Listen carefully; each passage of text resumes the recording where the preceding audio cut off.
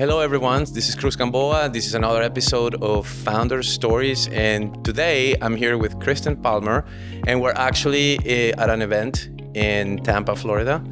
And we've been together for like 3 days. And I gotta say, I've known Kristen now for probably a couple of months. And I'm just really impressed by her. And I asked her to come on the show and record this podcast episode with me because I think there's just so much value from me. I mean, I've gotten so much value from knowing you, and I believe that the people in the audience are also going to get a lot of value from the conversation. So welcome to the show. Thank you for having me, Cruz. I'm so excited to be here. I've learned so much from you as well. And I feel like we have very complementary skill sets and thought processes as business leaders and founders as well. So I'm super excited to be here today. That's awesome. So do you want to talk a little bit about like what you do and like the name of your company, et cetera? Yeah. So I'm the owner of 5D Strategy. I'm a fractional CMO. I mainly work with clients in the health and wellness space, so superfood supplements. I have a lot of roots in the financial publishing space as well. So I do still dabble there as well. My superpower as a fractional CMO is really being a marketing integrator. So I pair very well with like visionary founders or like copy chiefs and helping them actually implement and scale the vision, work across teams and keep optimizing systems, whether that's funnels, marketing cycles, or the teams or the organizations we work in. Particularly work with founders as we're moving from like 8 to 9 to 10 figures. There are different, levers and big system changes that happen. And I love working through those big like systemic changes to have that next phase of growth. That's awesome. And I love your energy and your enthusiasm. And this weekend was actually like really eye-opening for me because you actually were one of the I guess a guest speaker, an expert at the event, and you were running a sort of a separate breakout room where we talked about some of the things that you do. It was like honestly, like at first when I obviously was interested in attending, but I had no idea what I was going to learn. And as a CFO and as a scaling up coach and somebody who's been in business for a while, I mean, I don't get nothing really surprises me anymore. But I gotta say that after attending your session, I was kind of blown away because and this is what I love about when somebody's really clear, you can tell because it was so simple. And you share basically like a PDF with us. Yeah, my checklist. Like your checklist, the marketing checklist. And I literally you had us go through the checklist, and it had like 5-6 categories. Mm-hmm. And then I started thinking about my own company, and I was just like, oh my God, I have all these blind spots, things that I haven't really started working. And maybe can we talk a little bit about that? Because I thought it was so powerful, just being able to have that level of awareness just from looking at a simple checklist. A simple couple page checklist. Yes. Yeah, I love that. That checklist was designed in mind with what I've seen as founders have moved from 8 to 9 to 10 figures. And then also what I've seen working for a large corporation 10 years ago and actually buying out these companies and seeing what companies we bought out for 20, 30, 40 million dollars and what companies we kind of just bought for parts and things I've learned along the way buying businesses and then helping founders sell their businesses. And what I see and what I had in that checklist is there were kind of like 5 sections. And the checklist sections were somewhat built around kind of like business in phase 1 of like startup. And then as we go into like 8, 9, 10 figures. And then that last step was, of course, like, hey, if I want to sell my business, 3-5 years ahead of time, like these are the things I really need to start thinking about. But also these other 4 stages really like have to be in place and have a system to keep evolving, or we can't like jump to step 5 and like reverse engineer steps like 1 through 4. I'm a big checklist girl. I think it just helps everyone like stay centered. One of the great things with that checklist too is like reminding my founders, hey, you don't need to know all of this.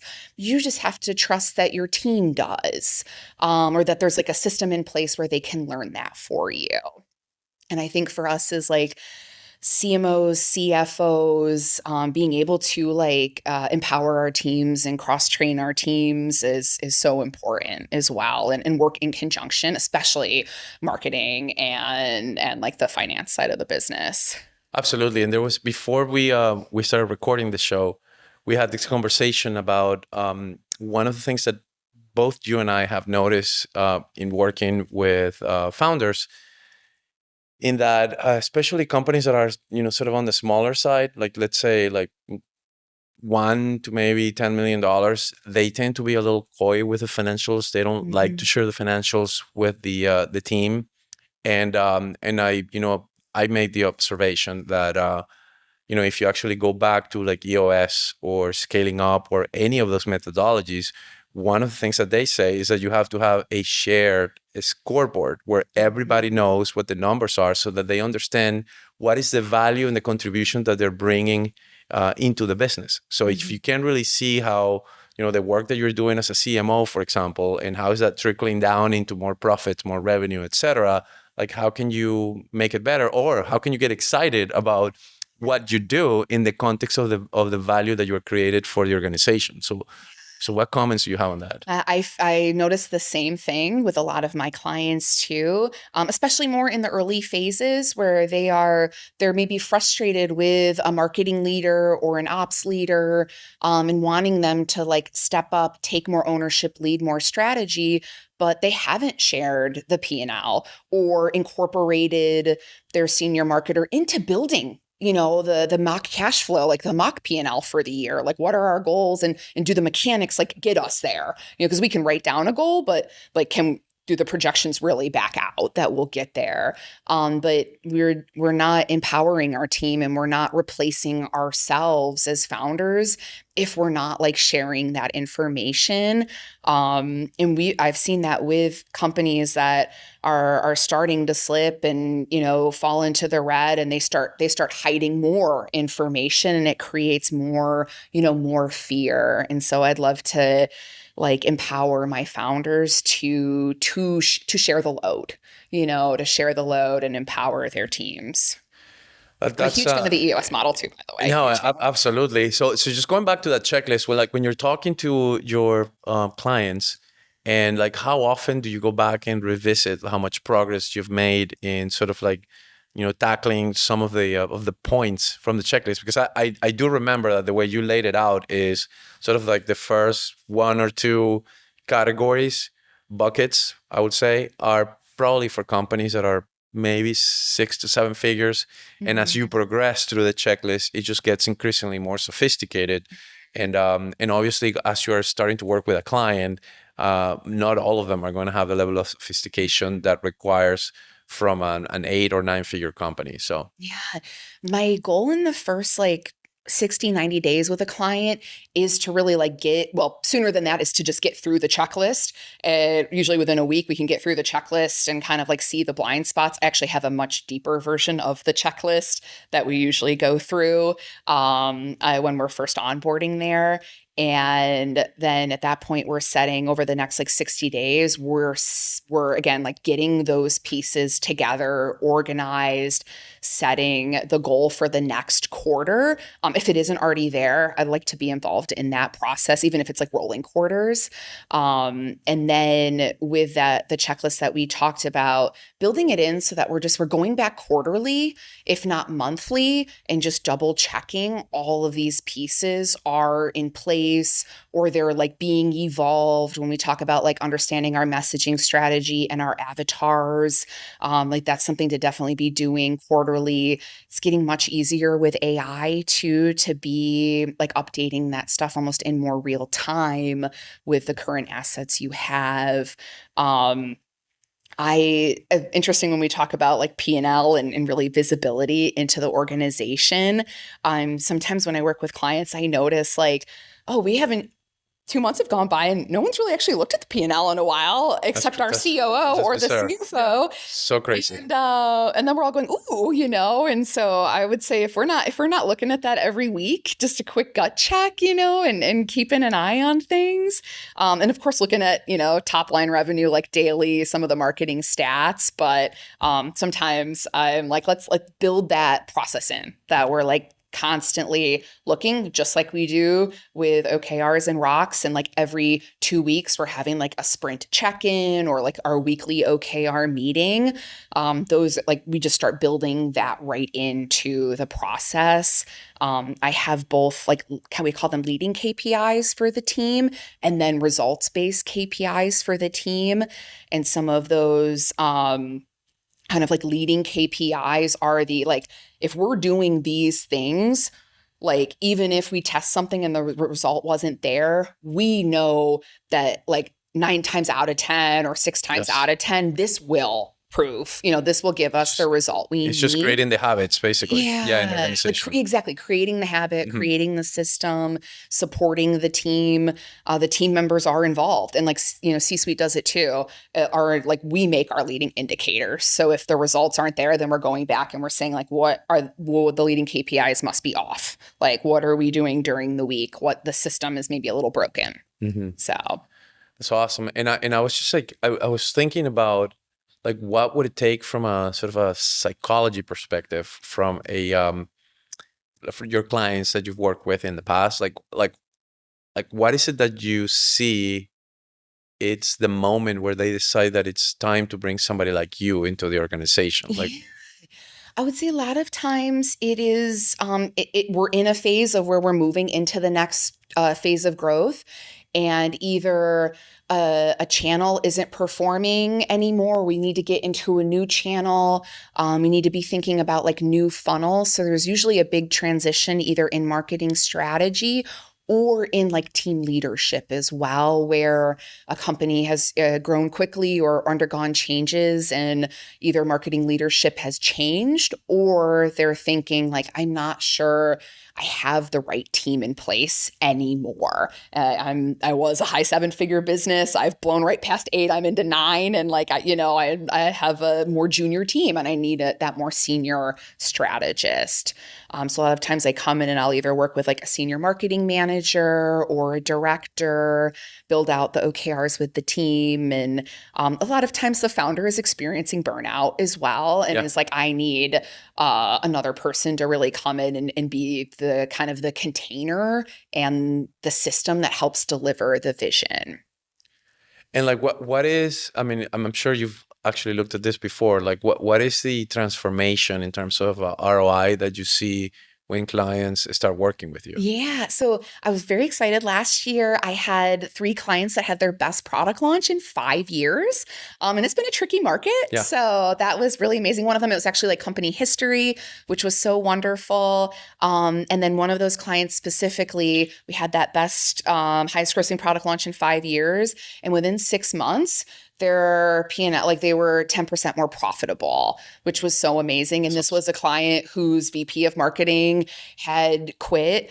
It was time to move on, and their company had experienced like a growth phase and then a little bit of a stalling out. And their marketing manager was about to go on maternity leave and wanted to just be contractor part-time. So they were having a big adjustment, both like, again, a little blip or a little plateau in revenue, big team changes, and really knowing like, hey, we grew very quickly from 5 to 10 and from 5 to 10 million. And like our wheel needs some revising. So that's awesome. And just are you comfortable bragging a little bit about your background? Because I think it's pretty impressive and I think it deserves to be, at least mentioned. Can you talk a little bit about your experience and how you got to do what you do right now, basically? Yeah. Thank you. Yes. So I've been in the space for like about 20 years. I think I mentioned I grew up in financial publishing at a really large publishing firm called Agora, a billion-dollar publishing firm based in Baltimore. I worked on the financial publishing side for about 10 years. I grew up in affiliate marketing and as a performance marketer, so very ingrained in the numbers of the business. After that, I moved over to a health division at Agora, and we started buying out other health and wellness companies. And one of the companies we bought out was about $2 million in the hole. But again, we look at the P&L as marketers and as publishers, COOs, and we can quickly see, oh, the funnels are working. They're just not scaling them on the right channels, and COGS have been mismanaged. And we gotta, if we can negotiate these contracts down or find better vendors, we'll be profitable within 6 months. We had an 8-figure turnaround within about 8 months with that business there. And then within 2 years, it was a $8 million turnaround. So a lot of experiences like optimizing businesses and teams and kind of seeing what led to great growth and selling again at 20, 40 million, 100 million versus, I just sold my business kind of just for the parts, just for the list. So I think that's where my background as that marketing systematizer and in seeing kind of businesses from like starting around 10 million all the way up to 200 million, the different like systems that need to be optimized along the way. I love that background. And in some ways, I think it's, obviously not exactly the same because I was not a marketer, but it was similar in the sense, like, for example, when I was at GE Capital, I looked at hundreds of companies, business plans, in order to sort of like identify those that actually would fit the strike zone of, the then GE Capital that doesn't exist anymore. That skill set of being able to quickly look at a company and being able to identify like whether they create value or not, or what needs to happen in order for it to do so. It's something that it's a skill set that can be applied in many industries. And in this case, what I'm hearing is that you have, this is what makes you a great consultant, in that you can come into a company and just very quickly ascertain like what needs to, like what could change, what's the field of possibilities for a company of, the magnitude of the ones that you serve. It's been very like special and unique working across, like similar to you, seeing many business models over the last 20 years. Has kind of like developed a skill set for being able to quickly understand a business's unique model and being able to like look at their P&L and some like key marketing KPIs and like, really get to the meat of that business right away. I imagine you have a very similar talent. Yeah, very, very similar. Yes. So well, first of all, I wanted to thank you for coming into the podcast with me. I really love your energy. I love your expertise. And I just wanted to like feature you in the show because I think you add a ton of value. You're a great partner to me as well. And I just like look forward to doing more, more stuff with you. And I really appreciate you. Yeah, thank you so much for having me today, Cruz. It was so wonderful to be able to chat more about like our businesses, superpowers, and really like how important like simplicity and systems is. Yes, that's the key word. Yeah, and just keeping it simple. Yes, sir. Yes. Thank you again for. Thank you so much.